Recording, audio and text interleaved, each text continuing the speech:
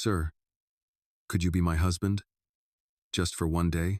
The words escaped before Maya Williams could think better of them. I beg your pardon? Ethan said, his voice low, cool, and laced with the kind of amusement that could cut glass. It's just, Maya drew in a breath. One day. Saturday, to be exact. My family's coming to town. And they think I'm married. A pause. You told them you're married, he repeated, like he was trying to decide if she was unwell or just ill-advised. Maya hesitated, but this was the kind of moment that years of quiet exhaustion and one very big lie had dragged her into. Yes, she said. I told them I was married. A few years ago, actually. Ethan leaned back slightly, one brow lifting. A few years ago? I didn't mean to lie at first, she rushed to explain. It started small. My mom kept asking when I'd settle down. Every weekend it was someone new she wanted me to meet Deacon's sons. Old church friends. Sons of coworkers. I got tired of the pity, so I made someone up. And this imaginary husband of yours, he said, the corner of his mouth twitching. What's he like? Maya flushed. Successful, kind, someone who travels a lot. That made it easier to explain why he was never around. And your mother believed this? Oh, she didn't just believe it. Maya muttered. She bragged. To everyone. Family. Church. Neighbors. Even her bowling team. Ethan studied her, but she didn't look away. Her eyes, deep brown and steady, met his without flinching now. The damage was done. All she could do was own it. And the neighbors? He asked. She hesitated, then said. They laughed. Said I was delusional. That I'd made up a man because I couldn't get one.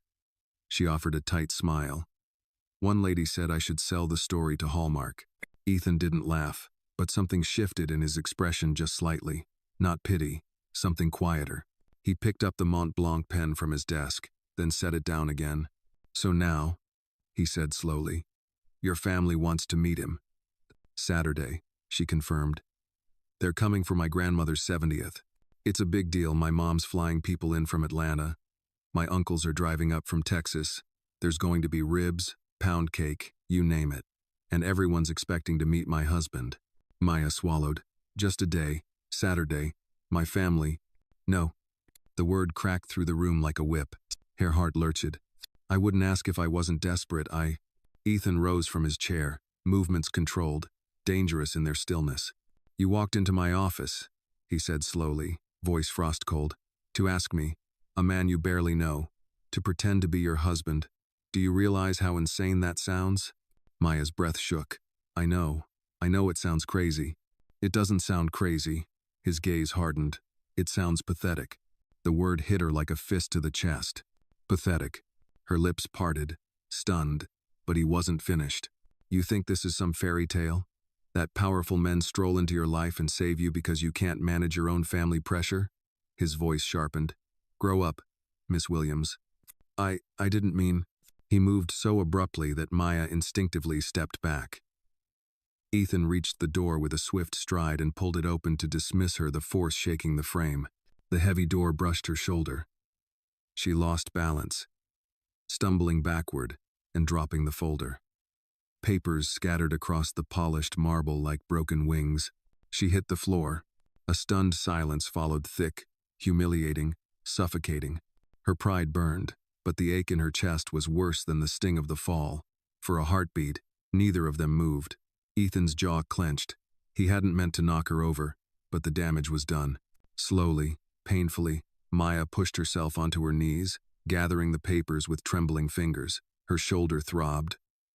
She blinked rapidly, willing her vision to stay clear. Crying here would be the final humiliation. But one hot tear betrayed her, sliding down her cheek. Get up, Ethan said quietly. Not gentle, he didn't know how to be, but no longer venomous. She didn't. Not yet. Kneeling, hair falling around her face, she lifted her gaze to him, not begging for dignity, begging to survive the lie she'd boxed herself into. Another tear, another breath breaking. He crouched slightly, not touching her, but lowering himself enough that she didn't have to look up at him from the floor. Get up, Maya, he said quietly. Please. She hesitated, chest trembling. Slowly, She rose, clutching her papers like armor. Their eyes met hers, shimmering, wounded but unbroken, his stormy, conflicted, something shifting behind the steel. "What's your grandmother's name?" he asked softly. She blinked. "Manema Ruth." "What does she like to eat?" "Fried catfish, collard greens, sweet tea strong enough to take the enamel off your teeth." A breath, almost a laugh, escaped him. Warm, human. "And your family arrives Saturday?" She nodded. He exhaled, long, resigned, the sound of a fortress, allowing one fragile crack. "I'll do it," he murmured. "Just one day." Maya didn't breathe for a full second. "Really? Just one?" he repeated, voice firm but gentler now than she'd ever heard it. Hope flickered in her chest, fragile as glass, bright as sunrise. She bowed her head, not kneeling this time, not begging, just grateful. "Thank you," she whispered. As she turned to leave, Ethan watched her, jaw tight, not with anger anymore, but with the uneasy weight of feeling something he had long sworn never to feel again. Pity? No. Something sharper, something dangerous. Curiosity, regret, and the faintest, most unwelcome tug of protectiveness. If you feel for Maya, tap like and comment where you're watching from. You might just find someone near you watching too. Maya didn't remember how she made it back to her desk on the 22nd floor. Her legs moved, but her mind floated somewhere above her, too stunned to catch up. The folder she had dropped was wrinkled from the fall, but her grip didn't ease even as she passed the front desk and nodded at Susan, the receptionist, who gave her a curious look. Inside the break room, she poured herself a cup of lukewarm coffee with shaking hands. The bitter taste grounded her. Slightly. One day, just one day, it echoed in her ears, over and over. Ethan Caldwell had said yes. Well, not exactly yes, but not no. A reluctant maybe was more than she could have hoped for. A window into saving her dignity, at least temporarily. Still, she knew better than to think it would be easy. Sure enough, when her workday ended, a message waited in her inbox from Caldwell's office. "Be at my penthouse, 8 p.m. We set terms. Do not be late." The attached address was not the one registered to the company.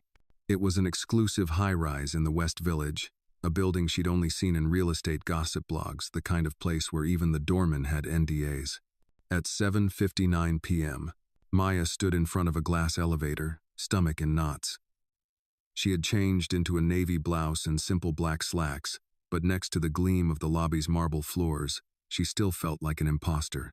She gave her name to the concierge, who nodded once and gestured her in. The ride to the top was silent, save for the soft hum of motion and the distant city breathing below. When the elevator doors slid open, she stepped directly into Ethan Caldwell's penthouse. She froze. It was breathtaking. Vaulted ceilings, art she couldn't name, light streaming from brass fixtures that probably cost more than her mother's car. The entire east wall was glass, revealing a panoramic view of the glittering city. In the middle of the room, Ethan stood at a long dining table, not formal, just sleek and modern. He was pouring a drink. "You're on time," he said without looking. "You told me not to be late." He turned, a glass of whiskey in hand. "Sit." She obeyed, cautiously, perching at the far end of the table. "We need rules," he said, placing a leather-bound notebook in front of her. "Ground rules, boundaries." "Okay. This is not real. There will be no confusion about that." "Understood. There will be no physical contact unless absolutely necessary to maintain appearances." She hesitated. "Appearances?" He gave her a look. "They'll expect hand-holding, maybe a kiss on the cheek. At minimum, familiarity. We don't need to look like a love story. We just need to be believable." Maya nodded, trying not to flinch at the clinical tone. "Fine. We will rehearse basic details: how we met, how long we've been together, what we argue about, what we laugh about. I'll need a crash course in your family. And I need one in you," she said quietly. "I can't sell this if I don't even know what kind of man I'm supposedly married to." He paused, then tilted his head, considering. "Fair," he said finally. "I'm 44, born in Massachusetts. Parents divorced before I turned 10. Raised by my grandfather. Private school, Harvard business. Lost my wife and daughter 7 years ago in a plane crash. I don't speak about them. The words were delivered with such brutal efficiency that Maya almost missed the tremor behind them. Her heart softened. "I'm sorry," she said and meant it. Ethan sat down across from her. "Don't be." It happened. Silence stretched. Maya looked around the room again, desperate for distraction. "You live alone?" "Yes." "No pets? No time? No personal photos?" He arched an eyebrow. "Would that have helped your story?" "Would have made it easier to pretend." He poured a second glass of whiskey and slid it to her. She didn't drink it. "What about you?" he asked. She inhaled. "Bronx. Born. Public school. Fordham. For pre-law. Dropped out after my dad passed and mom got sick. Took jobs wherever I could. Landed here 2 years ago. My mom's name is Lorraine. My grandmother, Mama Ruth, is turning 70 this weekend, hence the party." He nodded. "Siblings?" "None. But I have cousins. Loud ones. And this fake marriage. How long has it existed in their minds?" 3 years. He let out a low whistle. "You've been faking a marriage for 3 years?" "I didn't mean to," she said. "It started with a joke. Then it became a shield. Every time someone asked if I was okay, I'd point to an imaginary ring and say, 'I'm good.'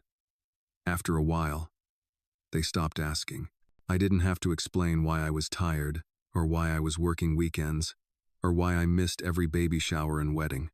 I just stopped having to explain myself." Ethan studied her. "And now? Now they're all coming to New York expecting to meet the man who treats me like I hung the moon." He said nothing. "I know this is a lot," she said quietly, "and I'm sorry for involving you." "You already did," he replied, finishing his drink, "so we might as well do it right." Her eyes widened. "You're still agreeing?" "One day. Saturday only. That's the deal." Maya exhaled slowly, unsure if she felt relief or dread. "I'll have my assistant arrange a schedule." He continued. "You'll need to be here Thursday and Friday evening. We rehearse. We plan. No improvisation." "Okay. And, Maya?" She looked up. "If at any point you get the wrong idea about this, about us, you walk. I don't do emotional entanglements." The words were harsh, but she understood. This wasn't a romance. It was a transaction, a performance. Still, something flickered behind his eyes, something too fleeting to name. "I understand," she said, voice steady. They sat in silence, the city glimmering around them, two strangers on the edge of a shared lie neither could afford to unravel. One day, that's all it would be. At least, that's what they told themselves. Thursday evening arrived faster than either of them expected. Maya stood once again inside Ethan Caldwell's penthouse, feeling no less out of place than she had 2 nights ago. Her blouse was freshly pressed, her jeans dark and fitted, but nothing she wore could erase the feeling that she didn't belong in a space like this where the air smelled faintly of expensive leather and clean marble, and silence held weight. Ethan was already waiting for her in the main room, seated on a low modern sofa with a legal pad in his lap and a pair of reading glasses perched on the bridge of his nose. It was the first time Maya had seen him wear glasses. Somehow, it made him look even more intimidating. "You're late," he said without looking up. She glanced at the clock. "It's 6:59. I said 6:45. She set her bag down. "Traffic on the FDR. Someone decided to flip a car over a median." He looked up at her finally, and to her surprise, there was the ghost of a smirk tugging at one corner of his mouth. "Let's hope your excuse game is better by Saturday." Maya rolled her eyes. "Let's hope your charm improves by then, too." That caught him off guard. For a second, he blinked, as if he weren't used to being spoken to like a human being. Then, with the smallest nod, he gestured to the seat across from him. "Sit, we start now." "No." She sank into the armchair across from him, exhaling slowly. She had barely processed the fact that this was happening, that Ethan Caldwell, Wall Street's most enigmatic power player, had agreed to act like her husband in front of a house full of nosy aunts and suspicious cousins. He handed her a printed schedule. "This is your family's itinerary. Friday night dinner with out-of-town guests. Saturday morning breakfast with your mom and grandmother. Main event, the party, 3 p.m., Harlem. I'll be there for that." She scanned the schedule. "How do you know all this?" "I called Lucille. She seems to know everything. Maya smiled. Of course, Lucille had told him. The older woman practically ran the entire human resources department and had known Maya since her first day. Now, Ethan said, tapping his pen against the paper, we need a story. Maya sat forward. Okay, let's say we met in the building. I brought reports to your office. You were impressed with my efficiency. Vrut. He gave her a look. That sounds like an HR liability. She laughed. Okay, then we met at a charity gala. Better. I'll say we bumped into each other at the Met fundraiser. I was sponsoring a grant. You were volunteering. Volunteering? Maya frowned. Do I look like I have time to volunteer? You do now, he said flatly, making a note. We've been dating for 3 years. Married for 1. 1? She asked. Wouldn't people be suspicious if I just suddenly had a ring? They won't ask, he said. They'll be too busy talking about the food and asking if I watch the Knicks. You don't. No one really does. Maya chuckled, despite herself. For the next hour, they rehearsed. Favorite restaurants, an Italian place in the village. Inside jokes, he once confused collard greens for spinach, and she never let him forget it. First fight, he forgot her birthday, then made it up with tickets to the Alvin Ailey Dance Company. That actually sounds romantic, she said. I thought it would sound expensive, he replied. They practiced how to stand close, how to lean in like a couple. She tried not to stiffen every time he reached out to touch her arm or brushed her shoulder. There was nothing inappropriate in his gestures. Everything was rehearsed, precise, but still, her heart beat faster than it should have. At some point, Ethan stood behind her, guiding her hands. If someone asks how we dance together, he said, you say, like this. He took her left hand in his and placed the other gently at her waist. His touch was light, but Maya felt it everywhere. The heat of his palm, the distance between their bodies that was rapidly vanishing, the steady rhythm of his breathing. She looked up at him, heart fluttering in her chest. You really thought this through? I don't do anything halfway. No. Their eyes locked. Something passed between them too fleeting to grasp, too dangerous to name, and then he stepped back, clearing his throat. We'll practice again tomorrow, 7 p.m. Maya nodded, still catching her breath. She grabbed her purse, preparing to leave. At the door, she paused. Ethan? He looked up. Why are you really doing this? There it was. The question she hadn't dared to ask since he'd said yes. He hesitated. For a moment, she thought he wouldn't answer, but then he said, because when you fell in my office, I saw something I recognized. The feeling of losing control, of being alone. And because, you asked. Maya stared at him. It wasn't a grand declaration, it wasn't romantic, but it was honest. She nodded slowly. Thank you. He gave a tight nod in return. One day. Don't forget that. She stepped into the elevator and let the doors close between them. As she descended, her heart warred between dread and something dangerously close to anticipation. This was just a favor, a temporary act, but something about it was already starting to feel real.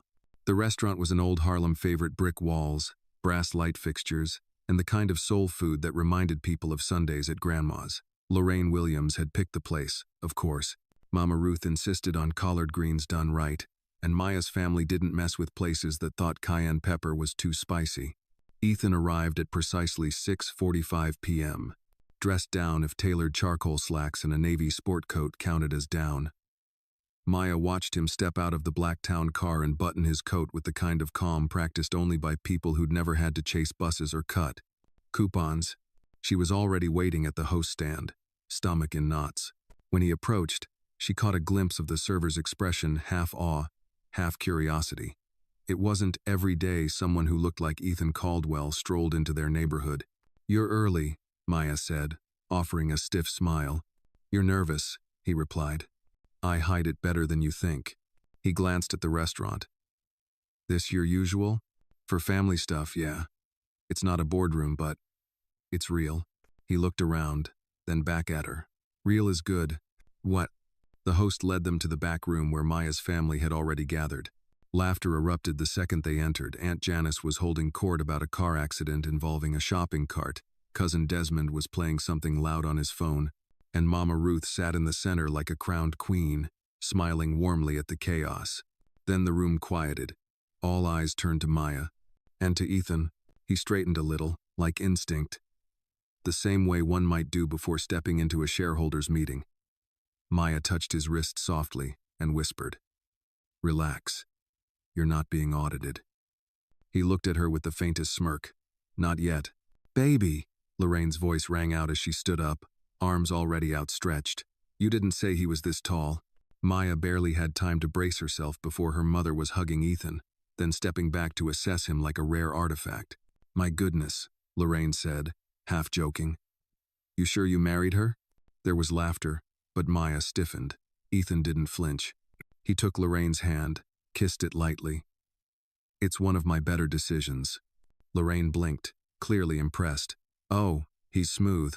"Grandma," Maya said quickly, leading Ethan toward Mama Ruth. "This is him. The man of the hour." Mama Ruth looked up slowly. Her eyes were kind, but sharp like she could see through steel. "You look like money," she said bluntly, studying Ethan. He chuckled. "That's not the worst thing I've been called." She reached out and took his hand in hers. "But do you treat my baby like treasure?" He didn't pause.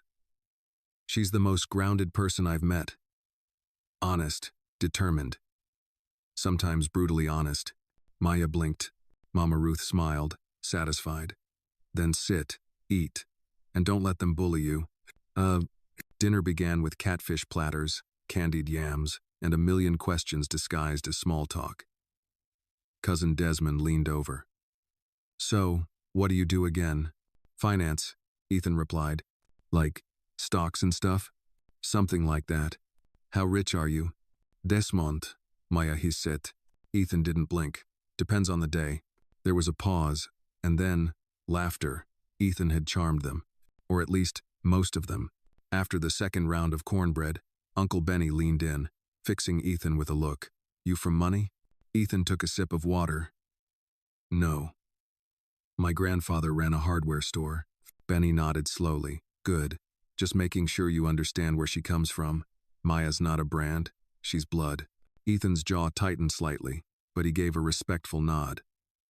Understood. Maya had never wanted to crawl under a table so badly, but when she met Ethan's eyes, he gave her the smallest shake of his head. "Don't worry." Somehow, he was handling this. After dessert, banana pudding, and 2 rounds of coffee, Mama Ruth pulled Maya aside. "You nervous, baby?" Maya hesitated. "A little." Mama Ruth looked toward Ethan, who was helping Lorraine with her coat. "He loves you?" Maya's breath caught. "He's steady." "That's not what I asked." She didn't answer. Mama Ruth nodded, not unkindly. "You know, love ain't always fireworks. Sometimes it's a man who comes on time and helps your mama carry her purse. But don't lie to yourself trying to fill a hole that ain't his to fix." Maya's heart ached. She kissed her grandmother on the cheek and promised to call tomorrow. As they walked outside, Ethan offered her his coat without asking. "I didn't think you owned anything that wasn't charcoal or black," she teased. "I have navy," he said. They stood on the sidewalk for a moment, watching Lorraine argue with the Lyft app and Cousin Desmond flirt with a waitress. "Thank you," Maya said quietly. "For what?" "For not walking out. For not laughing." Ethan turned to her, eyes unreadable. "I don't laugh at strength." There was silence between them then, not awkward, not tense, just stillness. The kind of peace Maya rarely found. One day, she reminded herself. Just one day.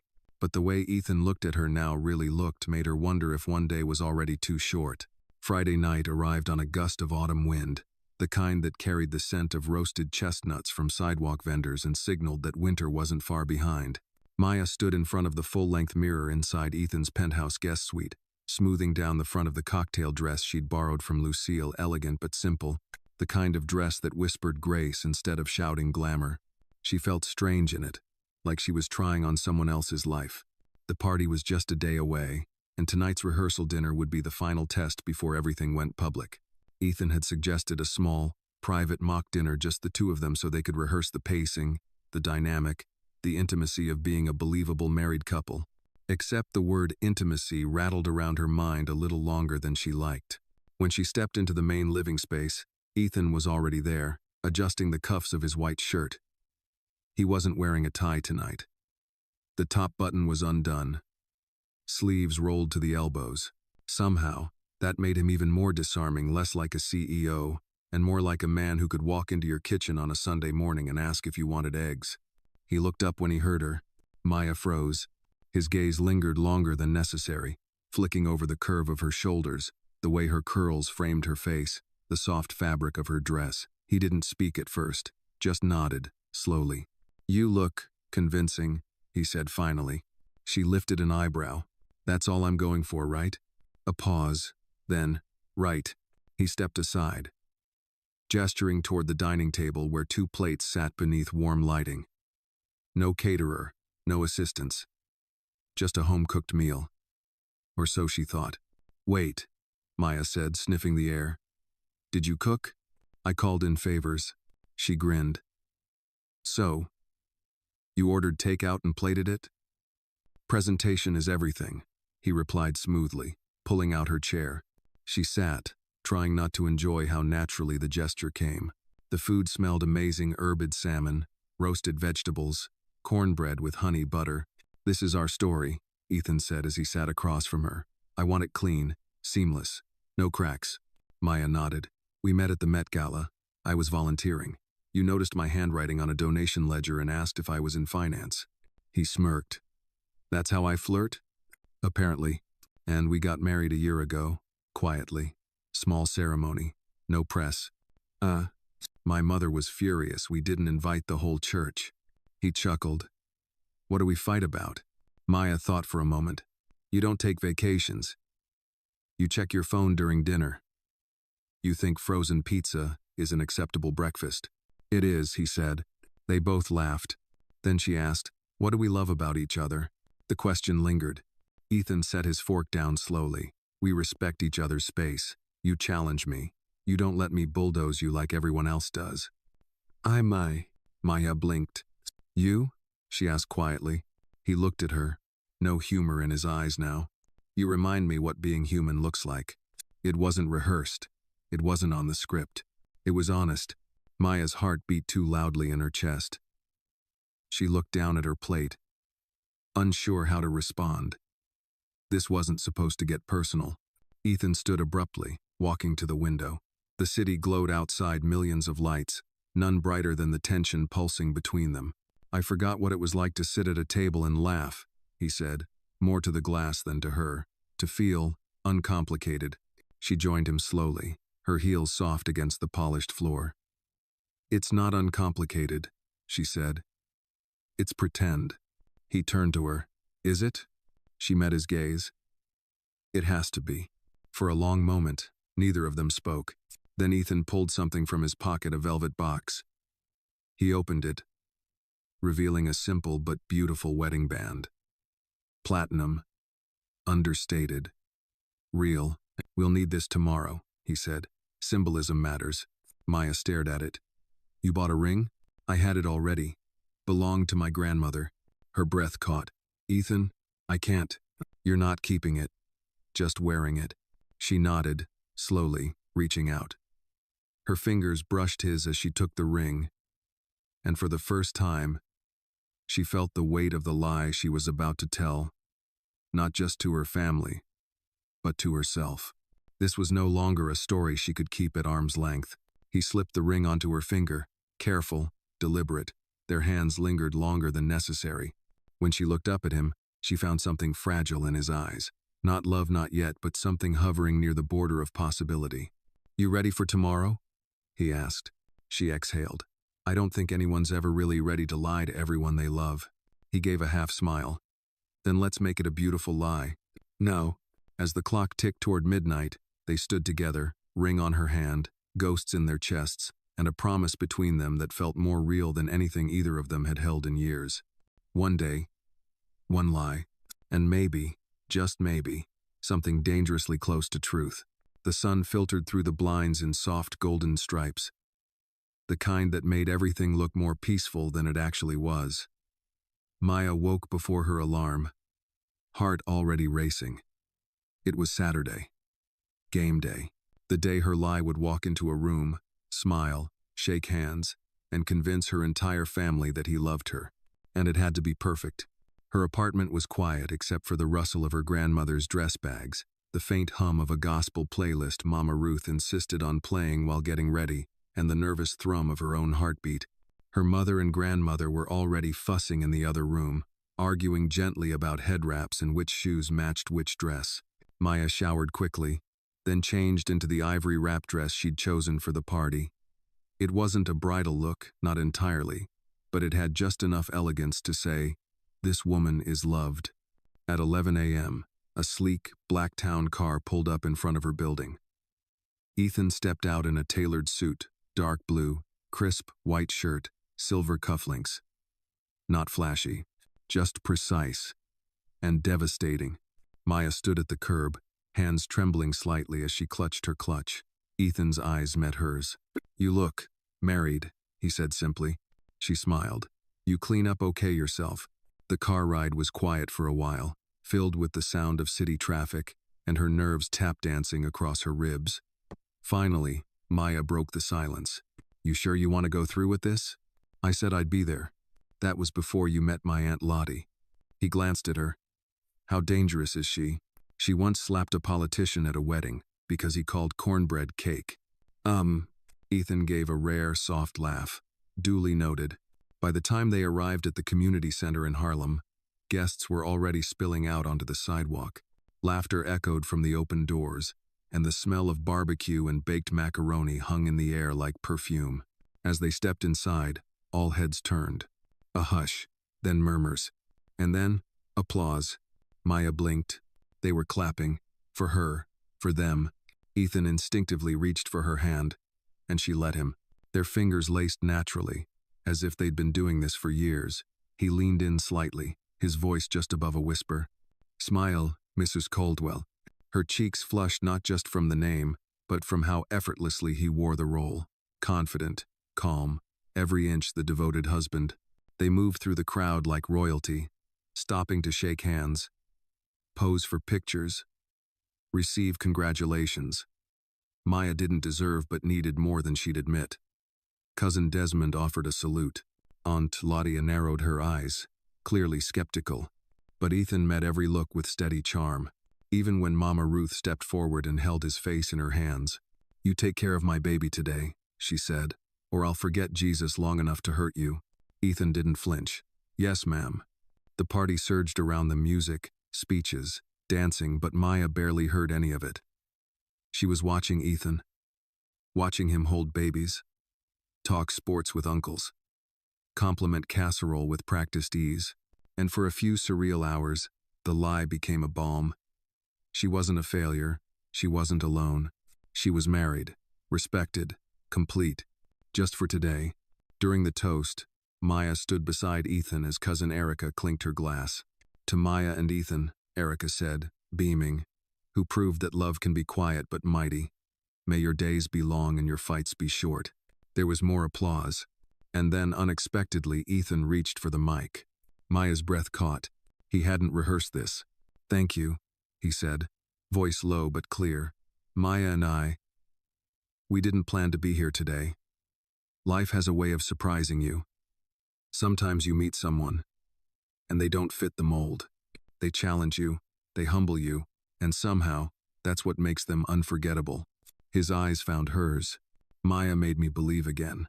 In second chances, in starting over, and in finding home in unexpected places." The room melted into sighs and cheers. Maya could barely breathe. He stepped back. People pulled them into hugs. Laughter rolled like thunder. And yet inside her chest, all she could hear was that one sentence. "Maya made me believe again." Was it part of the act? Or something else? As the party wore on, Ethan stayed near, brushing her hand now and then, offering gentle smiles, speaking just low enough that no one could hear but her. When it was finally time to leave, Maya helped Mama Ruth into the car, holding the hem of her dress, smoothing her grandmother's shawl. "You did good today," Mama Ruth said softly. "That man looks at you like you're his whole sky."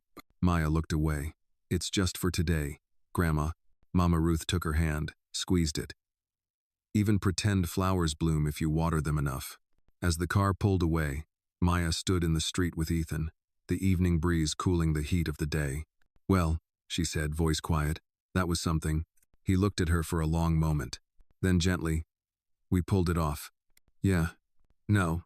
Did you get what you wanted?" Maya nodded. "I think so." He didn't move, just watched her.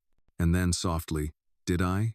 The silence between them swelled again, this time not with tension, but with wonder. And just like that, the lie they had built, brick by careful brick, didn't feel like a wall anymore. It felt like a door. Sunday morning sunlight spilled through Maya's apartment window like a confession. For the first time in days, there were no rehearsals, no schedule, no pretense to perfect. The party was over. The lie had done its job, but Maya felt no relief. Instead, there was silence. Too quiet. Like the stillness after a storm that leaves you wondering whether to rebuild or run. She sat at the tiny breakfast table in her apartment, her fingers wrapped around a chipped mug of coffee. Mama Ruth had left early that morning with Lorraine to catch their bus back to Virginia, their goodbye hugs long and lingering. "You looked happy," Mama Ruth had whispered into Maya's ear before getting in the cab. "Don't forget how that feels." Now, the apartment felt hollow again. Maya tried to push away the ache in her chest, but it settled there stubbornly, as if to remind her. This was always the plan. One day, one lie, one return to reality. She still wore the ring. Her thumb brushed against it absently, and with a sigh, she slipped it off and placed it on the kitchen counter. It left behind a faint, pale circle on her skin, a ghost of something that never was. Her phone buzzed. "Ethan." Text. "Can you come by?" No greeting, no explanation, just a request. She stared at the message for a long minute, then typed back, "Now?" His response was immediate. "Yes, please." That please caught her off guard. It wasn't like him.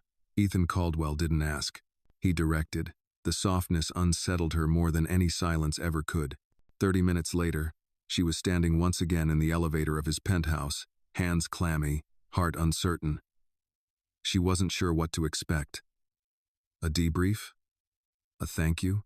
A businesslike handshake to seal the end of their charade? The doors opened, and there he was. Ethan stood near the windows in a navy pullover, barefoot, his expression unreadable. No blazer, no armor. He looked more like a man in his home than a billionaire in command. "You came," he said quietly. "You asked." She stepped inside, and the doors whispered shut behind her. For a moment, neither of them moved. Then he gestured toward the coffee table, where 2 cups sat already poured. He'd remembered how she liked it. No sugar, 1 cream. They sat facing each other in silence, sipping, and then Ethan spoke. "I expected to feel relieved." Maya didn't look up. "And?" "I don't." "No." She finally met his eyes. "What do you feel?" He hesitated. "Like the moment we walked out of that party. I lost something I hadn't realized I wanted." The honesty hit her like a warm wave. She set down her mug. "Ethan, it was never meant to be real." "I know. It was just a lie." "I know," he said again, but his voice betrayed him too low, too full. Maya looked away. "So why does it hurt?" Ethan stood, walked to the far window, ran a hand through his hair. "Because it wasn't all pretend." The words lingered in the air like the scent of memory. "You held my hand like it mattered," he said. "You smiled like you knew me. And for one day, I forgot where the act ended." Maya's throat tightened. "And now?" He turned to her. "Now I don't know what to do." Her voice was soft. "I think you do." They stood in silence. The city murmured below. Maya felt her heart race not with panic, but with clarity. "I lied to my family," she said, "but I never lied to myself." He walked back toward her, slow, careful. "And what's your truth, Maya?" She swallowed hard. "That I've never been looked at the way you looked at me yesterday, and I don't want that to be the last time." Ethan reached into his pocket and pulled out the velvet box again. Inside, the same platinum ring. "I don't want it to be pretend anymore," he said. "Not if you don't." Tears sprang to her eyes, uninvited. She stepped back, unsure whether to laugh or cry. "This is crazy," she whispered. "So was asking me to be your husband for a day," he said, stepping closer. "But you did." Maya looked at him, at the man who had stepped into her lie and made it feel like home. "Are you saying you want to be? What, real?" He nodded. "I want to take you to dinner without a script. I want to hold your hand without rehearsing it. I want to learn what makes you laugh without being told. She laughed, a watery, disbelieving sound. You're serious? I'm not a man who does anything halfway, he said softly. You taught me that. Maya looked down at the ring on the table. Her hand trembled as she picked it up. I don't know how to do this, she admitted. Then we'll figure it out together. She smiled, and just like that, what began as a single desperate lie became the beginning of something they could no longer call pretend. The next few days were strange. Strange in the way an old house settles after a storm. Nothing cracked or broken, but the silence was louder. Maya found herself hyper-aware of the quiet gestures between them, the way Ethan reached for her coffee without asking how she took it, the small touches at her elbow when they crossed streets together, the way he looked at her just a little too long when she wasn't paying attention. They had crossed the line, that much was clear, but the rules of this new territory were still unwritten. Tuesday evening, they met again, this time at a small art exhibit in Soho. Ethan had invited her, casually, over a brief call in which he used the words, "I'd like your company," instead of, "I need a favor." And something about that shift made Maya say yes before she had time to overthink. The exhibit was in a narrow gallery space, the kind with moody lighting and too many people wearing scarves indoors. But Maya liked it. She liked the bold strokes on the canvases, the honest blur of color, the smell of old wood floors beneath her heels. Ethan stood beside her, hands in his coat pockets. You paint? Used to, she said, in college. I stopped after I started working. Life got too full, or too small, he said quietly. She looked up at him. You ever stop doing something you loved? Yes, he replied. I stopped letting people in. They moved slowly through the gallery. The exhibit was titled Fictions and Foundations, a collection of works inspired by the masks we wear and the truths beneath them. Fitting, Maya murmured as they paused in front of a piece called Facade. It was a painting of a woman standing before a mirror, her reflection smiling while her real face wept. Ethan was quiet for a moment. Then he said, You ever think maybe we were too good at pretending? She exhaled. Yeah. But I also think pretending helped us find something real. No. Like what? She turned to him. Like this, right now. There was a beat of stillness. Then he reached out, brushing a curl from her cheek with the gentleness of a man who had once built walls and now didn't know how to live without touch. I keep trying to figure out when I stopped pretending. Maya's breath caught. And? I think it was the moment your grandmother looked at me like I was already part of the family. She smiled. She liked you. I liked her. She reminded me of my own grandmother, tough, no nonsense. Smelled like Vicks and wisdom. Maya laughed. That's about right. They walked toward the back of the gallery, where fewer people lingered. The conversation dipped into quiet again, not uncomfortable, just thick with meaning neither of them could quite name. Ethan finally said, Maya, I've spent years calculating risk business, people, timing. But this thing with you, it doesn't add up. It's not practical. It's not safe. Bess, she waited, but it feels true. Maya's heart pulsed loud in her ears. So what are you saying? I'm saying I want to keep seeing you. No scripts, no pretending. And when people ask, we tell them the truth that we didn't meet at a gala, that we didn't fall in love in the traditional way, but that somewhere in the middle of a lie, we found something that made us want to stop lying. She nodded slowly. That sounds messy. It is, but honest. Ethan stepped closer. You still scared? Terrified, she admitted. He reached for her hand. Good. Me too. They left the gallery hand in hand, slipping into the cool night air like a secret waiting to be spoken aloud. The city buzzed around them, taxis honking, neon signs flickering. But none of it mattered. They walked for blocks without saying much, turning corners like old friends rediscovering a path. When they reached her apartment building, they paused at the steps. I'll walk you up, he said. She shook her head gently. Not tonight. He looked surprised. She added, if we're starting over, let's take it slow. A pause. Then he smiled, really smiled, the kind she rarely saw. Okay, slow. She kissed him on the cheek, then turned to go. But as she reached the door, she glanced back. You still have that ring? She asked. He held up his hand. Safe and sound. Good, she said, her voice softer now. Don't lose it. And then she was gone. Ethan stood there a moment longer, hands still lifted, before turning and walking back toward his car. Something like hope settling in his chest. Neither of them knew exactly what would come next. But for once, they weren't pretending. 3 weeks passed. Not fast, not slow, just enough time for people to start asking questions. The kind of questions that slipped into conversations like loose threads, begging to be pulled. So, where's your husband now? Asked Aunt Janice over the phone one evening, voice syrupy, sweet. Working, Maya answered, stirring a pot of gumbo as she balanced the phone on her shoulder. Always working, Janice said with a soft snort. Rich men stay busy. But don't stay for long, I hear. Maya let the silence stretch just long enough to end the conversation. Click. She hung up, dropped her spoon into the sink, and leaned against the counter. It had begun. The whispers, the curious glances, the subtle doubts, some from her family, others from people at work who suddenly treated her like she'd been upgraded beyond their understanding. But it wasn't just them. It was her. She had begun to wonder. What were they now? She and Ethan weren't rehearsing anymore.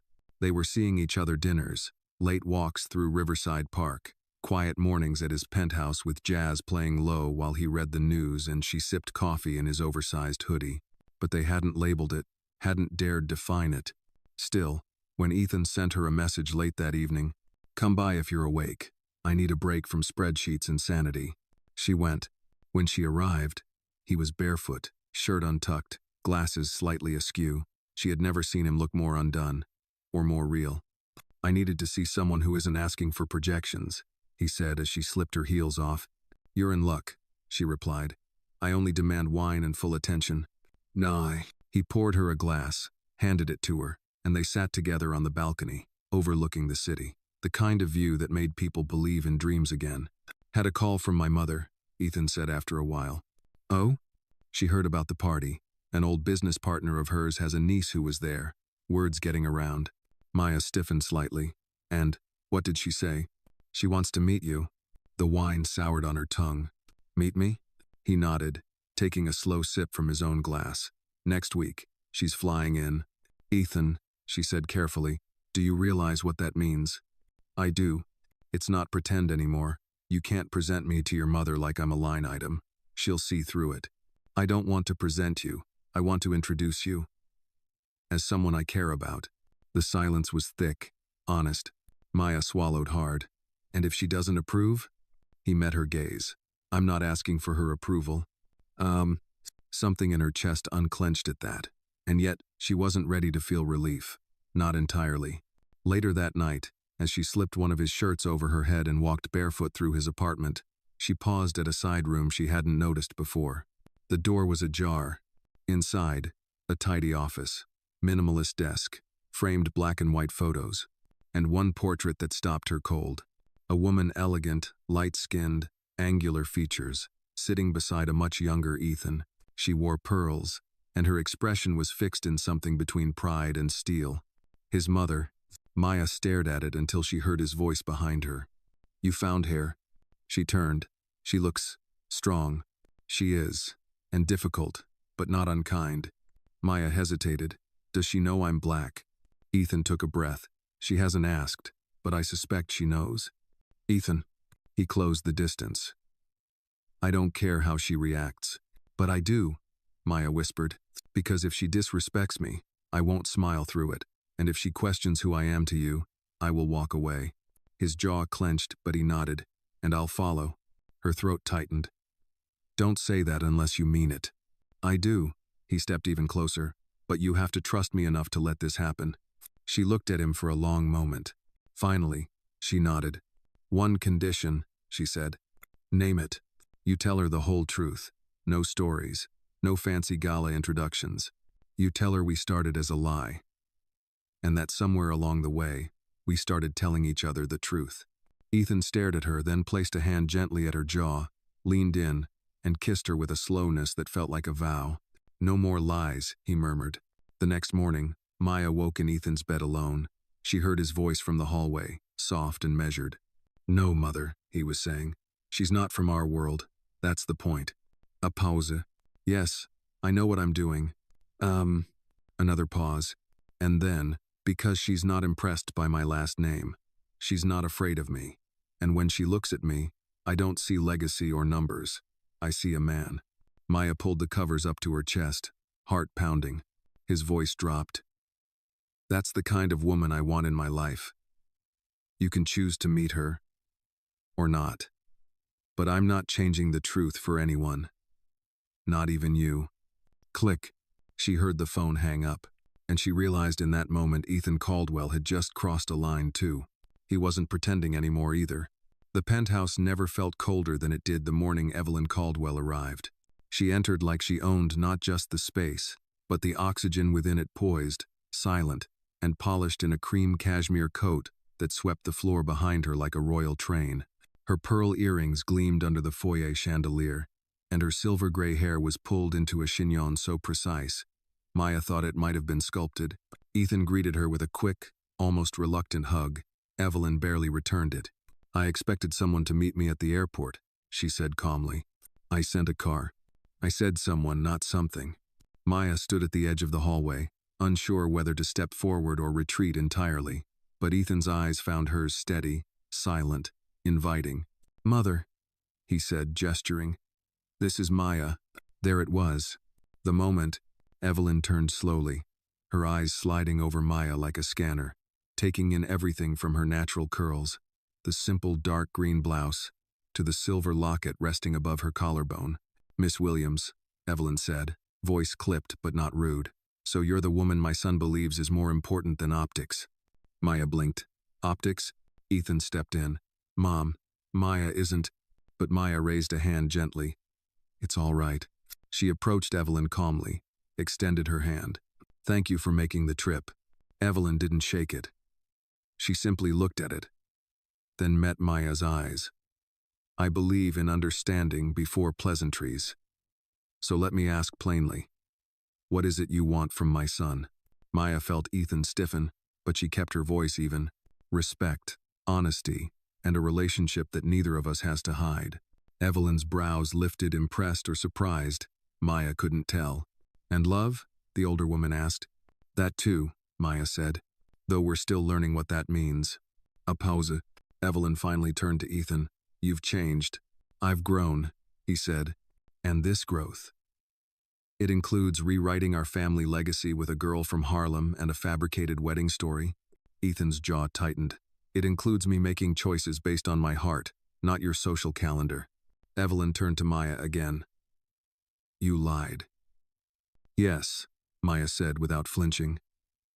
I asked your son to pretend to be my husband for a day, and he said yes. Why? Maya inhaled.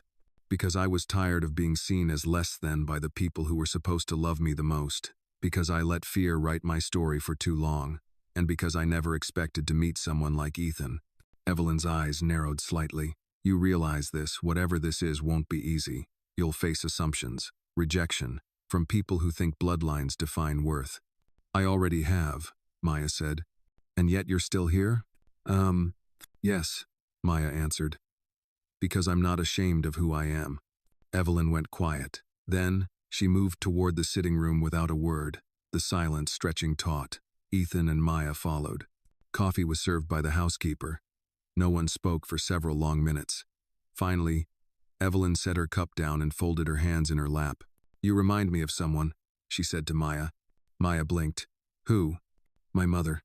Ethan looked up sharply. She was a seamstress, Evelyn continued. Fierce, proud, black. She married my father, a man who nearly lost everything to do so. Our family learned long ago that love outside the lines is a battle. Maya's throat tightened. I didn't expect to see her in you, Evelyn added quietly. But here you are. Ethan leaned forward.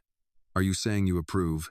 I'm saying, Evelyn said, standing, that I'll have to learn. And then, to Maya, but make no mistake, if you break him, you won't just answer to me. You'll answer to the thousands of sacrifices made to give him the life he has.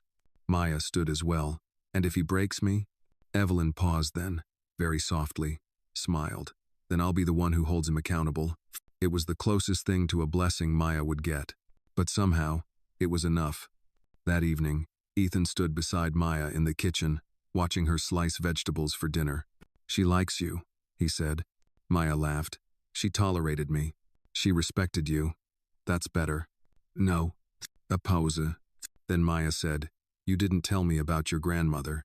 I didn't think you needed another reason to be nervous. Well, she said, placing a hand on his.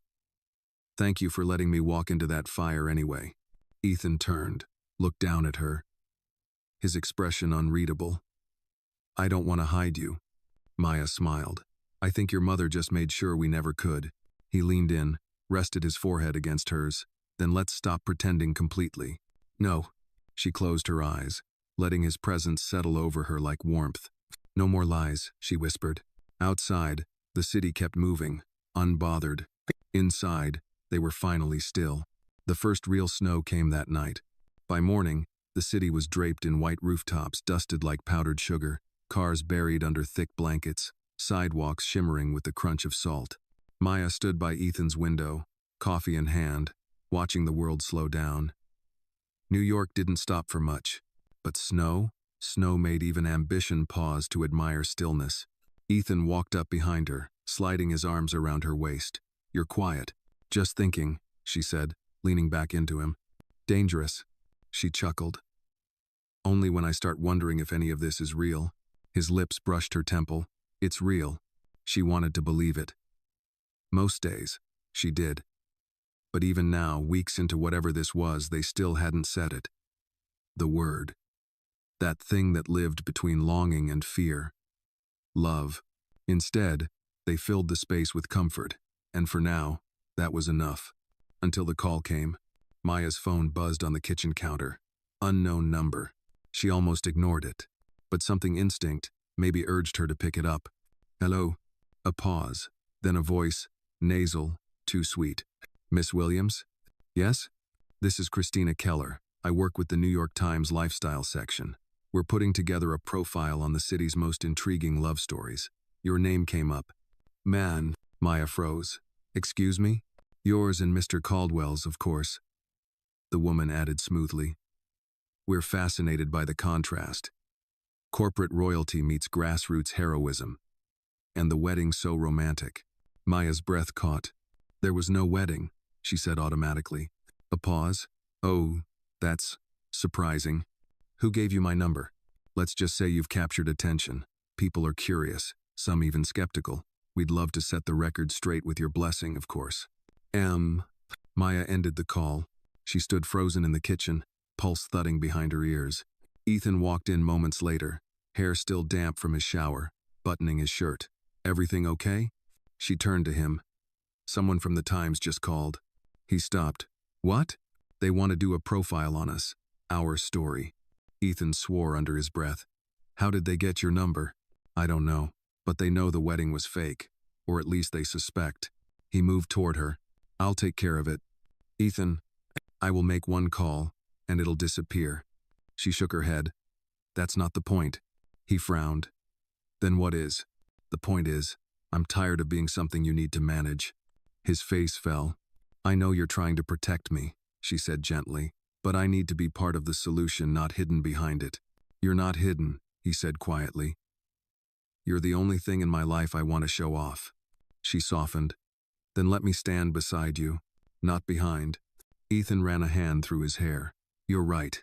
I've worked so hard to build this reputation. Every headline has the power to destroy years of progress. And I've spent my whole life proving I deserve to be in rooms people never wanted me in, she said. I'm not afraid of whispers. I've heard them all. He looked at her. Really looked. You are the bravest person I know, he said. Then let's stop running from this. That afternoon, Maya sat at her kitchen table and typed a short message to the reporter. Thank you for reaching out. If you'd like to know the truth, I'm willing to tell it on my terms. She hit send before she could overthink it. Later that night, Ethan took her out, no disguises, no private elevators, no hiding. They walked hand in hand through Bryant Park, past skaters and street musicians, and every time someone looked their way, Maya lifted her chin a little higher. They stopped at a quiet corner near the fountain. I have something for you, Ethan said. He pulled a small box from his coat pocket. Maya blinked. What is it? He opened it slowly. Inside, not a ring but a pendant, a tiny gold circle etched with the letter M. Not because I own you, he said softly, but because you own a piece of me now. Tears prickled at the corners of her eyes. I want the world to know you're mine, he continued. But more than that, I want you to know it. Mo. She took the necklace, fingers trembling. It's beautiful, she whispered. You're beautiful, he replied. He fastened it around her neck, his fingers brushing her skin. I'm scared, she admitted. So am I. But I'm ready. So am I. They stood there in the falling snow, something unspoken but undeniable blooming between them. A promise, a future neither of them had planned, but both of them had chosen. Maya looked up at him, and finally she said it. I love you, Ethan. He exhaled. I've loved you since the day you walked into my life with your fierce eyes and impossible idea. And just like that, the line between lie and love disappeared. They had nothing left to pretend. The profile dropped on a Thursday. It wasn't front-page news, no scandals, no clickbait headlines. Just a quiet, beautifully written story tucked into the lifestyle and culture section, under the title, A Love That Didn't Follow the Script. No. The byline read Christina Keller, and the article started with a quote from Maya. It began as a lie. But the heart doesn't care how a story starts, only how it ends. The piece was honest, shockingly so. It detailed how Maya, a Harlem-born caregiver and community advocate, had once begged a billionaire stranger to pretend to be her husband for a single day. It told of shame, of expectations, of the weight of being unmarried and black at almost 30 while being judged by family, friends, and neighbors. It explained how Ethan Caldwell, CEO of one of New York's most powerful firms, had agreed initially, out of annoyance, then curiosity, and finally, affection. It didn't romanticize. It humanized. Maya read it 3 times that morning. The first time, she wept. The second, she laughed. And the third time, she just stared at her name in print and whispered, I survived this. She hadn't told Ethan she'd agreed to the story. She needed it to be hers. Her voice. Her version. After so much pretending, she owed herself that much. Her phone didn't stop buzzing. Dozens of texts, some from people she hadn't spoken to in years. Cousin Desmond. Girl. That article? I'm speechless. And I'm never speechless. Lorraine, you made me proud. And ugly cry. You owe me tissues. Aunt Lottie. Still don't like rich men. But this one? I'm watching him. There were comments online too, people debating, defending, doubting, but none of it mattered, because the one text she waited for came just before noon. Ethan, come outside. She bolted down the stairs without grabbing a coat. He stood there on the sidewalk, holding a bouquet of sunflowers. The ones she once mentioned reminded her of her mother's kitchen in the summer. No chauffeur, no black car, just him, and yellow petals. You didn't tell me, he said, voice calm. No, she replied. I needed to speak for myself. He nodded. It was beautiful. You're not mad? I'm honored. She stepped closer. It's out there now. Everything. He leaned down, his forehead against hers. Good. Let the truth breathe. They walked hand in hand to a cafe nearby, both needing to be somewhere ordinary, somewhere they could feel the ground again. The hostess, a middle-aged black woman with a tired apron and eyes full of fire, stared at Ethan just a little too long before turning to Maya. I read that story this morning, she said, voice husky. Maya braced herself. The woman reached out, placed a hand on hers. Thank you for telling it. Then she looked at Ethan, nodded once sharp, measured. You treat her right, she warned, or every black woman in Harlem will find you. Ethan raised his hands. Understood. Bun. They sat by the window, sipping coffee, splitting a croissant, watching the snow melt into slush outside. Do you regret it? Ethan asked. Maya shook her head. Do you? Not a second of it. She traced the rim of her mug. There's something about saying it out loud, about not hiding anymore. It's terrifying, but freeing. Yes. He reached across the table, took her hand. I never thought I'd fall for someone who challenged me at every turn. And and I never thought I'd fall for someone who annoyed me in the elevator." They laughed. Then Ethan grew serious. "What now?" She smiled. "We live. We keep showing up. For each other? For ourselves. First, then each other." He nodded. "Deal." That weekend, they went back to Harlem. Not for a party. Not for a performance. Just to be. Mama Ruth made sweet tea. Uncle Lionel grilled in the snow, muttering about meat science. The cousins asked real questions this time, not just about Ethan's money, but about his values. And Ethan answered each one without arrogance, without deflection. He was trying. Maya could feel it in the way he sat beside her on the porch swing, in the way he laughed too loud at her family's jokes, in the way he looked at her like nothing else mattered. Later that night, as they walked the neighborhood together, Maya paused in front of the old brownstone where she'd grown up.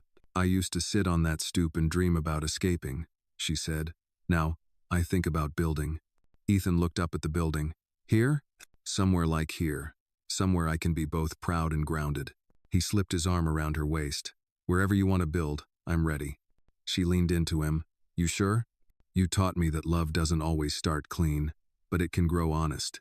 She turned, placed a hand on his cheek. "And now?" "Now," he said softly, "I want to make this the beginning of our real story. No headlines, no lies, just them." Maya smiled, and in the quiet of a Harlem night, surrounded by memories, she whispered the words that had once been a secret. "I choose you, not just today, but for however long we get." And Ethan, eyes full, said the only words that could answer her. "Then let's build." The next morning brought calm skies and an inbox full of chaos. Maya sat at her kitchen counter, sipping lukewarm tea while scrolling through emails she didn't remember subscribing to. Apparently, the article had traveled farther than expected. A nonprofit in Atlanta wanted her to speak at a women's empowerment panel. A podcast in D.C. requested an interview. Even a daytime talk show producer had sent a polite but enthusiastic invitation. But one message stood out. Subject: Family Legacy Initiative. Request for appearance. From Elizabeth Camden, Director, Caldwell Foundation. She clicked it open, her eyes narrowing as she read. "Dear Miss Williams, on behalf of the Caldwell Foundation, I'd like to formally invite you to attend our annual Legacy Luncheon next Saturday, as the guest of Mr. Ethan Caldwell. The event will spotlight the Foundation's outreach programs, with an emphasis this year on community partnerships. As someone with a strong local voice, your presence would be meaningful. We hope you'll consider attending. Respectfully, Elizabeth Camden." Maya blinked. The Legacy Luncheon was one of the biggest events in New York's philanthropic circuit, a curated parade of wealth, tradition, and legacy. And now, they wanted her to attend? She reread the phrase, "as the guest of Mr. Ethan Caldwell," and felt her stomach twist. A guest. Not a partner, not a speaker. A quiet presence at a table where decisions were made in hushed tones and polite nods. She closed her laptop and stared at the ceiling. Later that evening, Ethan arrived with takeout and a crooked smile. "I brought Thai food and apologies. You pick which one you want first." "Both," she said, arms crossed. He set the bag down, kissed her forehead, then took a cautious step back. She handed him her laptop. "You saw this?" He glanced at the email. "Yeah, I was going to mention it tonight." You're inviting me to your family's legacy event as what, exactly?" Ethan exhaled. "As the woman I care about, as someone I want beside me. Then why does it sound like I'm a PR accessory?" He winced. "Because that's how the Foundation talks. They think in brand terms." "Well, I'm not a brand." "I know," he said. "And if you don't want to go, you don't have to.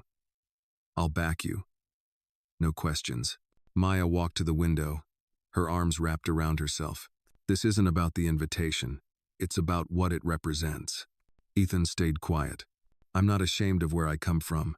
I won't shrink to fit a mold your world carved 100 years ago." He approached slowly. "You shouldn't. But if I go to that event, I don't want to be the girlfriend in heels and pearls smiling politely while your mother's friends try to figure out if I'm the help or just another phase." Ethan swallowed hard. "Then go as yourself. Speak. Be loud. Let them see you." She turned. "You'd support that?" I'd expect it. They stared at each other for a long time. All right, Maya said finally, but I'm wearing braids. He grinned. Please do. And I'm not changing how I talk just to sound like I went to boarding school in Connecticut. I fell for your Harlem edge, he said. Don't soften it. She stepped closer, poked his chest. Don't try to manage me. I wouldn't dream of it. But Maya could see the hesitation behind his smile. He meant what he said, but he also knew the risks.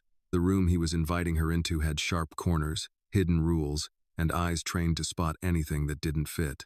Still, she agreed to go. Not to prove a point, but to stand in the truth they'd both chosen. The week passed quickly, and on Saturday, Maya stood in front of the mirror in a navy silk dress that hugged her curves without apology. Her box braids were swept to one side, adorned with gold cuffs. She wore no pearls, no borrowed designer clutch, just a bracelet her mother gave her at graduation and the locket that never left her neck. Ethan waited by the elevator, dressed in a sleek black suit.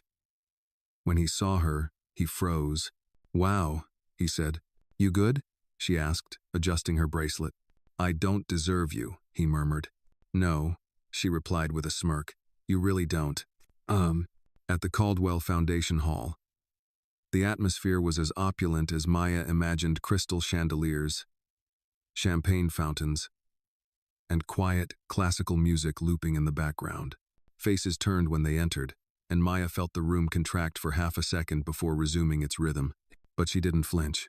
Ethan's hand never left hers. They were seated at a table near the stage, surrounded by legacy board members, industry wives, and one senator's daughter with a stare sharp enough to slice glass. Elizabeth Camden, the director, approached with a practiced smile. Miss Williams, she said, thank you for coming. I came for Ethan, Maya replied coolly, but I appreciate the email. Elizabeth's smile faltered for half a beat. Yes, well, I trust you'll enjoy the program. We're celebrating the future. Oh, Maya leaned in slightly. So am I. Midway through the luncheon, the host called Ethan to the stage for a speech. As he stood, he paused, turned to Maya, and offered his hand. Whispers rose, but Maya didn't hesitate. She rose, walked with him to the stage, and stood just behind him where everyone could see. Ethan cleared his throat. Most of you know me as the CEO of Caldwell Global, but today, I'm here not as a businessman. I'm here as a man who's learning what legacy really means. Mason. He glanced at Maya. For years, I thought legacy was about preservation of wealth, of name, of image. But legacy is not about what we keep, it's about what we're brave enough to change. A pause. This woman beside me taught me that. Maya's eyes shimmered. I hope this foundation, my family's foundation, can do more than write checks.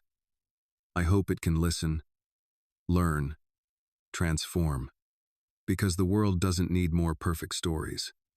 It needs honest ones. The applause was hesitant at first, then stronger. Maya stood tall, unmoved by the stares. Because now, she wasn't pretending. She was part of the legacy. And she wasn't going anywhere. In the days that followed the luncheon, Maya's world shifted again subtly, but unmistakably. People who once avoided her now sent polite emails. Designers offered gowns for loan. A boutique skincare brand offered her a free PR package. In honor of your inspiring journey. But she knew what it was. Optics. The same forces that once questioned her worth were now trying to claim a piece of her light. And Maya? She wasn't buying it. One afternoon, she sat across from Ruth, her best friend since high school, on a park bench near the Met. Ruth was all sarcasm and suspicion wrapped in a puffy coat, side-eyeing a group of influencers filming dance videos nearby. You looked good on that stage, Ruth said, sipping her chai. Powerful. Classy. Like Michelle Obama. But with edge. Maya smiled. Thanks. But now every step I take feels like someone's waiting for me to misstep. Ruth nodded. They are. Maya laughed. You're supposed to be encouraging. I am. Just real. Maya, when you walk into those rooms, you're not just Maya anymore. You're a symbol. For them, you're either proof that they're progressive or evidence that you never belonged. Maya stared into the bare trees. I didn't ask to be anyone's symbol. You didn't. But the second you stood next to a man like Ethan Caldwell and said, I belong here, you became one. Silence settled between them, gentle but heavy. Ruth added, "Just don't let that pressure twist you. You got here because of who you are. Don't start performing now." Later that evening, Maya returned to Ethan's penthouse to find him pacing in the study. His suit jacket was off, tie loosened, sleeves rolled up. The rare sight of a man caught mid-unravel. "What's wrong?" she asked, dropping her bag.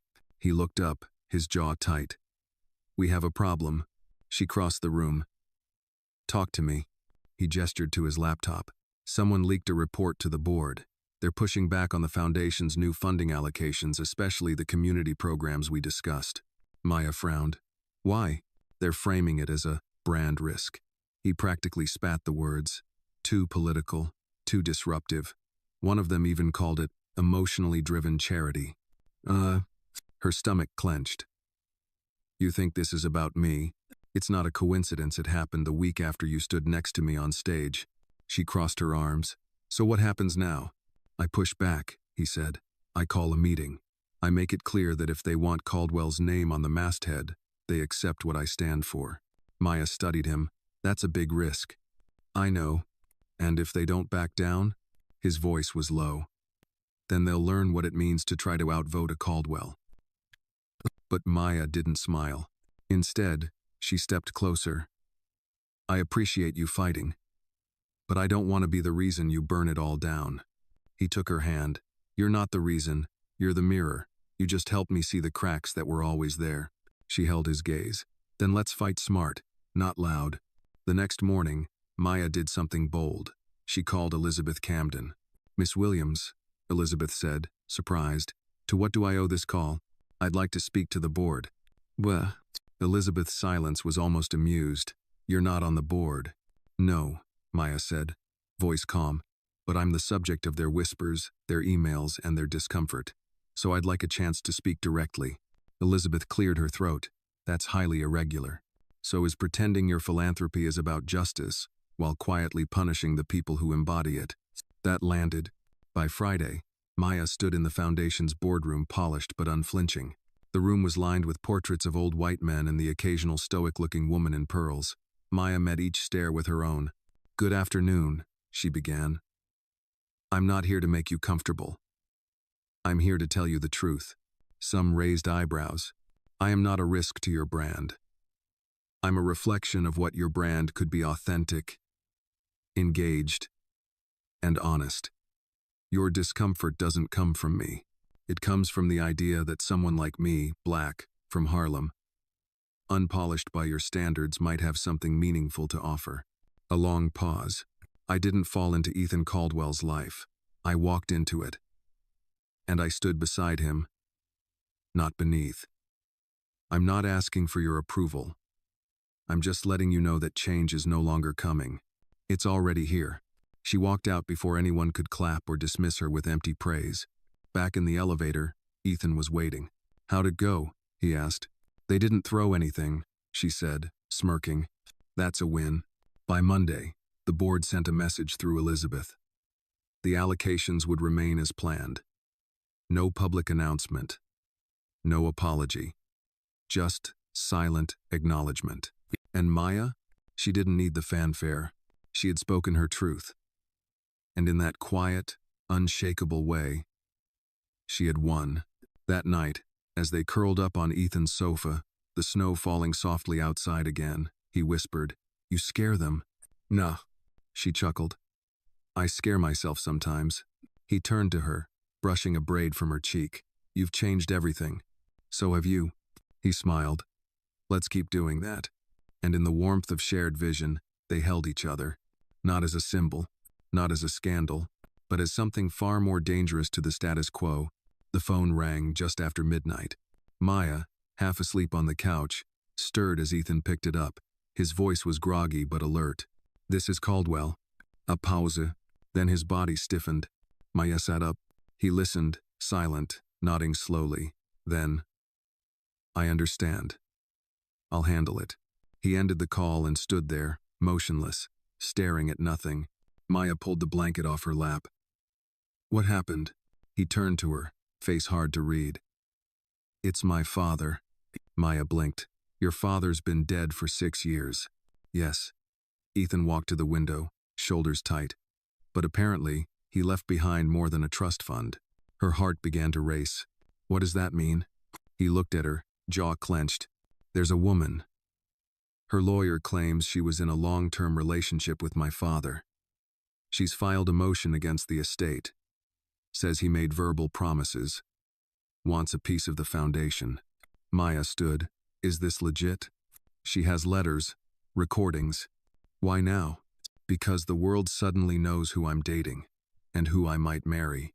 Maya's breath hitched. You think this is about me?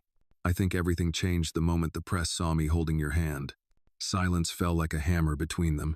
Maya paced the room. So what now? There'll be a hearing. It won't be public yet, but it will be messy. She turned to him. And if it leaks? He shrugged. Then my family becomes tabloid fodder for the next 6 months. And me? He walked to her, took her hands. You'll be dragged. They'll spin you as the reason this woman came forward. Say you're pushing me to dig up my father's sins. She pulled her hands back, tension rising in her voice. So, are you asking me to lay low? No. Are you asking me to disappear again until it blows over? No, Maya, I'm telling you what's coming, and asking if you still want to stand next to me when it hits. She stared at him, eyes burning. You think I don't know what it's like to have a messy past knock on your door at midnight? He was quiet. My father left when I was 8, she said. Had 2 more families before I even got to high school. I've watched my mother cry on the kitchen floor over bills, over broken promises. So no scandal doesn't scare me. But silence does. He blinked. Silence? The kind where the man you love starts pushing you away out of guilt. Or fear. Or pride. Ethan looked gutted. I won't survive that kind of quiet again, Ethan. If you want to shut me out, do it now, not inch by inch. Matt. He stepped closer, touched her face. I'm not shutting you out. I'm pulling you in. Tears pricked her eyes. Then fight with me, not around me. I promise, he whispered.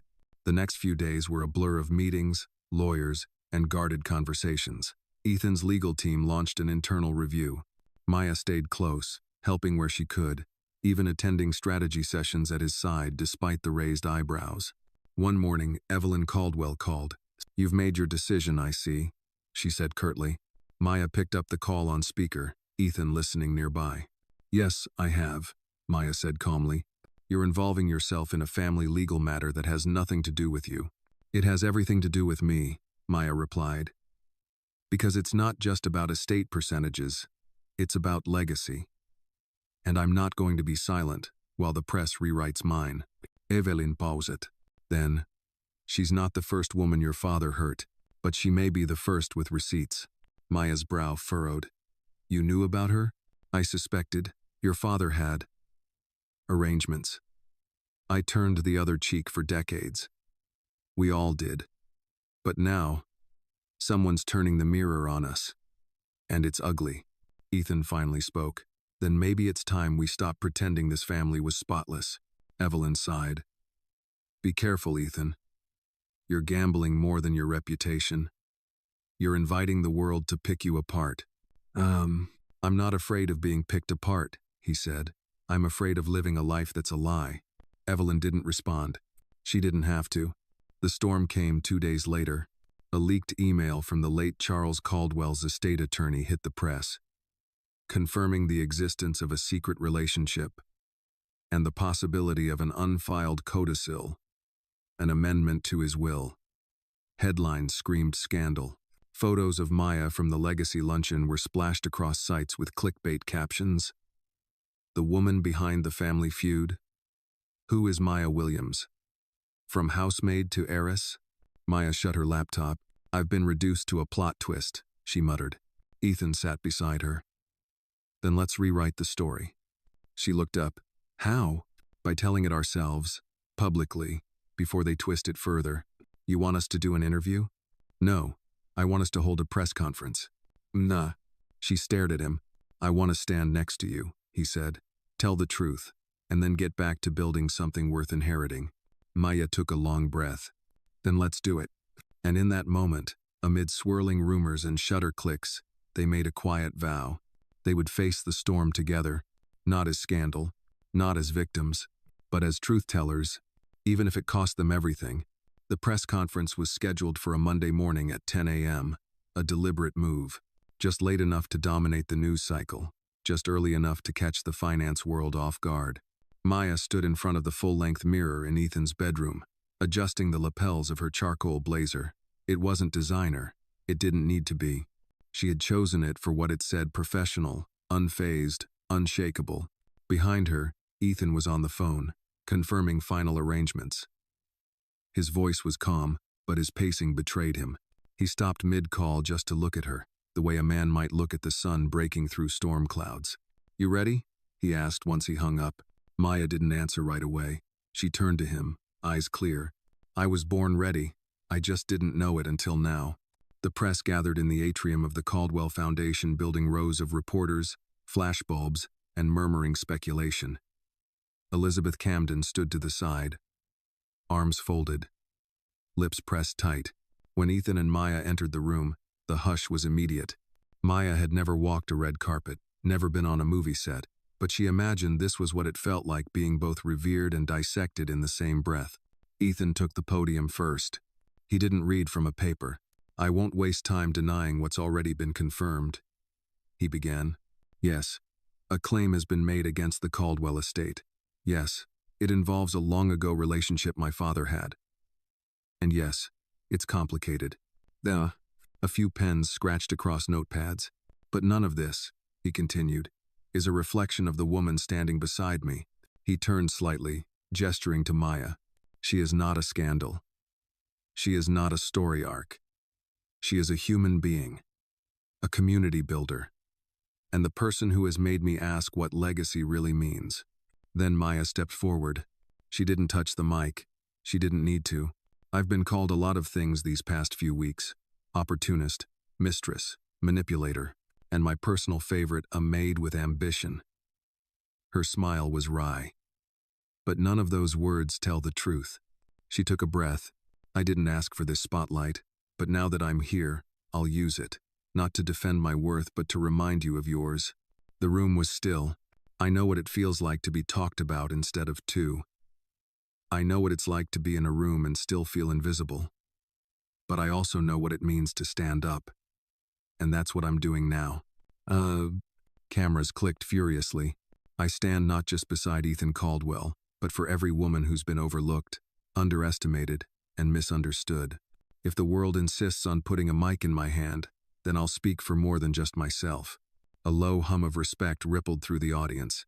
They didn't take questions. They didn't need to. The next day, social media lit up not with outrage, but awe. Maya's speech was clipped, shared, reposted. A women's advocacy group called it the calmest revolution speech of the decade.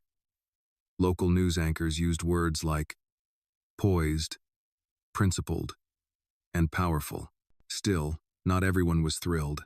That evening, Evelyn Caldwell arrived unannounced.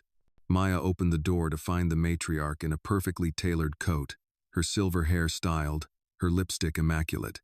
"I won't take long," Evelyn said. Maya let her in without a word. Ethan appeared a minute later, tense.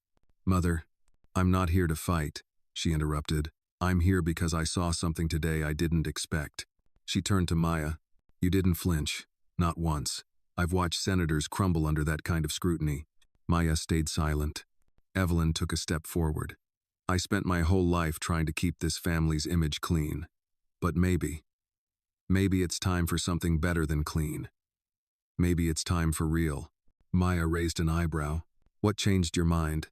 Evelyn's voice was quieter than expected. "You didn't hide." Maya folded her arms. "And what do you want from me now?" Evelyn looked her in the eye. "I want you to sit on the foundation board." The room stilled. Ethan blinked. "You're serious?" Evelyn nodded.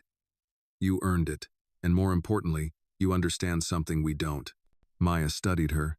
"Is this peace or politics?" "Both," Evelyn admitted. "But don't mistake that for insincerity. I still have sharp edges, Maya, but I know when it's time to make room." Maya considered the offer. "Then I'll take a seat," she said slowly, "on one condition." Evelyn tilted her head. "Which is?" "That it's never just a seat. It's a voice, a vote, a platform to make changes that matter. Evelyn gave the smallest of nods. Deal. After she left, Maya turned to Ethan. That just happened. He smiled, eyes wide. You just scared my mother into evolving. That really just happened. No. They both laughed. Then, quietly, Maya said, I'm scared. He pulled her close. So am I. But we keep showing up, right? Every time. They stood in the silence of the apartment, a little closer to the future than they'd been the day before. A future that wasn't clean or quiet, but real and earned. Together, spring came late to New York that year, dragging its feet behind long shadows and leftover frost. But on the day of the Foundation's 75th anniversary gala, the city bloomed. The event was held at the Lincoln Center, dressed in midnight blue and silver accents. The theme was, A Legacy Renewed. Maya didn't miss the irony, nor did she let it distract her from the significance of the evening. She stood backstage, adjusting the subtle cuff of her champagne-colored gown. Her braids were gathered into a regal crown, her earrings small, intentional. She wasn't dressed to impress. She was dressed to remember. This wasn't the girl who once knelt in a hallway, begging a billionaire to play her husband. This was a woman who had earned her place.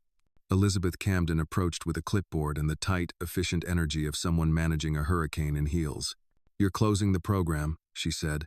After Ethan's speech, Maya raised a brow. Was that Evelyn's idea? Yours, actually, Elizabeth replied, lips twitching in a rare smile. You just didn't know it yet. Maya nodded, letting the weight of it settle. Good.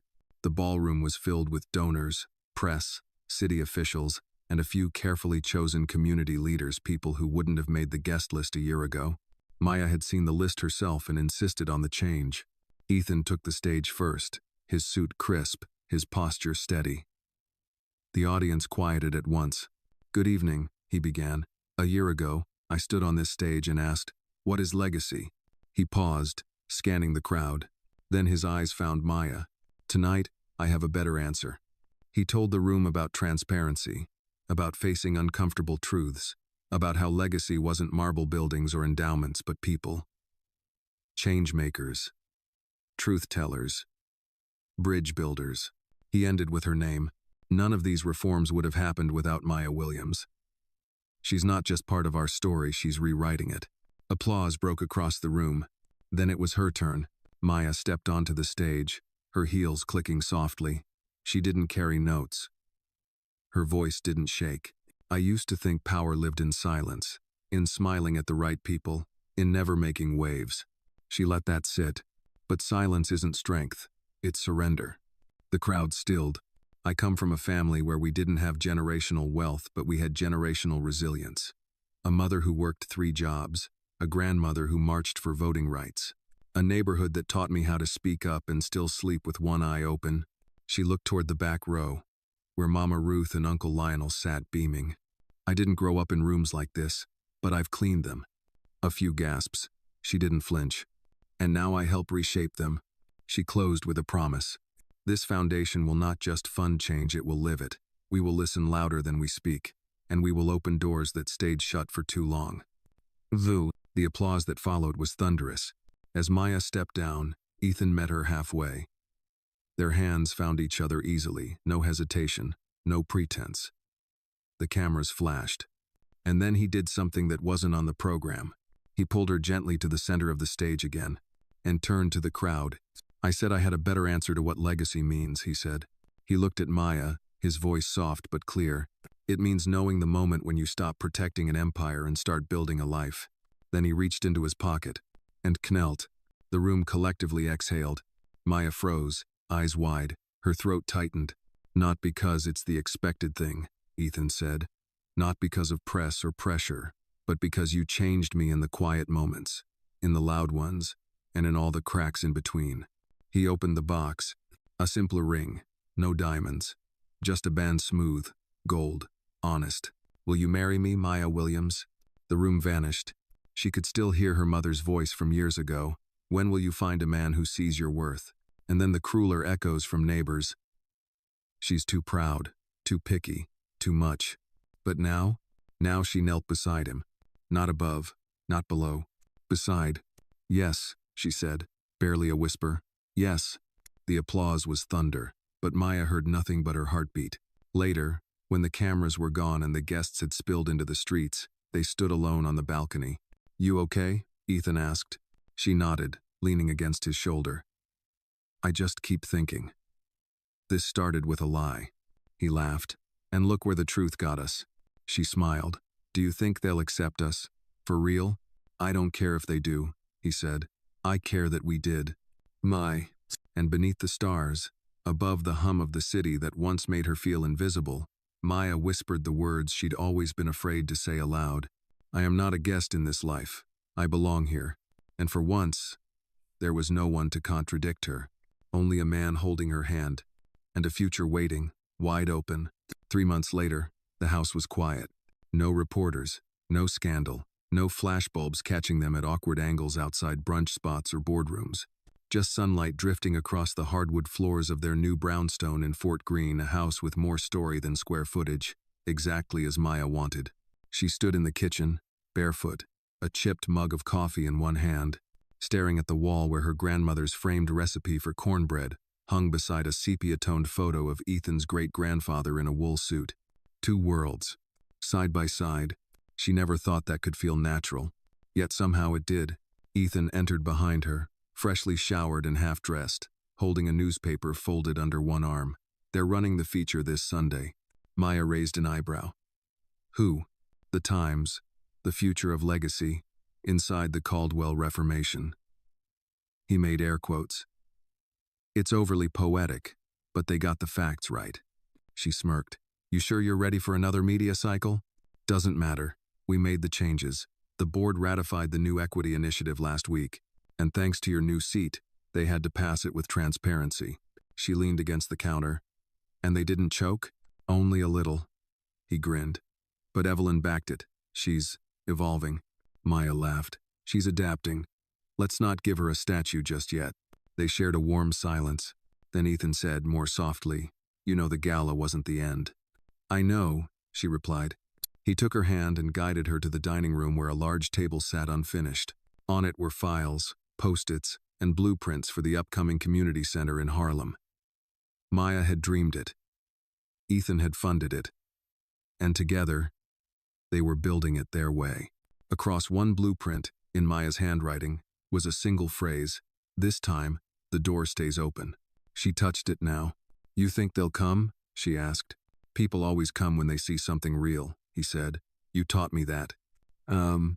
Later that day, they visited the site, just scaffolding and concrete so far, but brimming with energy.